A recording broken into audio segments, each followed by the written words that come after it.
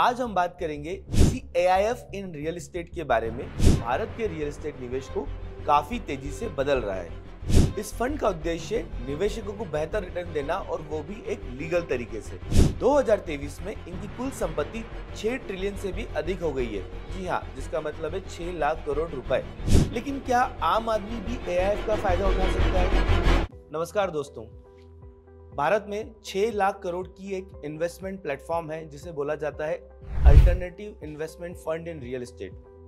जी हाँ, जैसे आप म्यूचुअल फंड में इन्वेस्टमेंट करते हैं वैसे ही रियल एस्टेट का एक म्यूचुअल फंड होता है जिसे कहा जाता है अल्टरनेटिव इन्वेस्टमेंट फंड। यूजुअली इसमें हाई नेटवर्थ इंडिविजुअल्स HNIs ही इन्वेस्ट करते हैं, लेकिन ये भी एक तरीका है रियल एस्टेट में इन्वेस्टमेंट करने का जो कि आम आदमी की पहुंच से आज शायद दूर है। आज हम बात करेंगे इसी AIF इन रियल एस्टेट के बारे में जो भारत के रियल एस्टेट निवेश को काफी तेजी से बदल रहा है। सबसे पहले आइए समझते हैं AIF होता क्या है।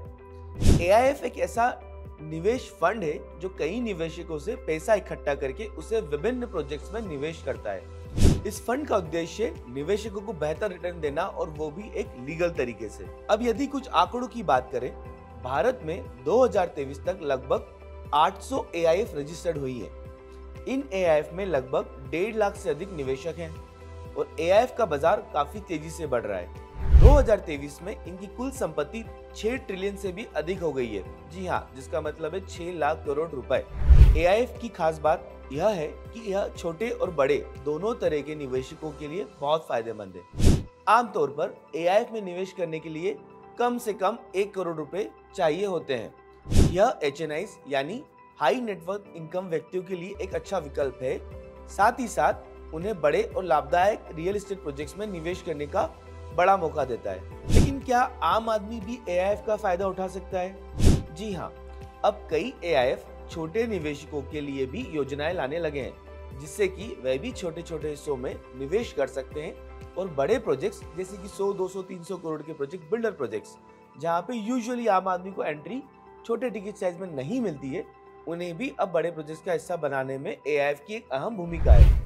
इससे आम आदमी भी रियल एस्टेट से एक अच्छा रिटर्न लॉन्ग टर्म में कमा सकता है। AIF के कुछ फायदे हैं तो कुछ चुनौतियां भी हैं। फायदे की बात करें तो AIF पेशेवर मैनेजमेंट द्वारा संचालित होते हैं जिससे आपके निवेश को सुरक्षित और लाभकारी बनाया जा सकता है।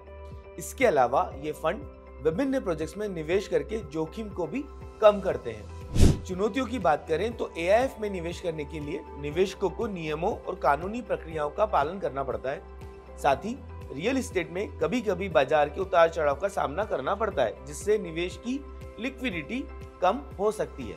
फिर भी AIF का भविष्य उज्जवल दिखता है। जैसे जैसे निवेशकों की समझ और विश्वास बढ़ेगा वैसे वैसे AIF का दायरा और बढ़ेगा। 2023 में AIF की संपत्ति का 6 ट्रिलियन से अधिक होना इस बात का प्रमाण है कि यह निवेश का एक प्रभावी और लाभकारी माध्यम बन चुका है। आज के एपिसोड में बस इतना ही। मुझे उम्मीद है कि AIF जैसे अलग अलग तरह के इन्वेस्टमेंट जिसे आम आदमी की नजर से अभी तक दूर ही रखा गया है, हमारे एपिसोड से हम आप लोगों तक वो सारे तरीके पहुंचा पाएंगे जिसे HNIs यूज कर वेल्थ बिल्डिंग कर रहे हैं।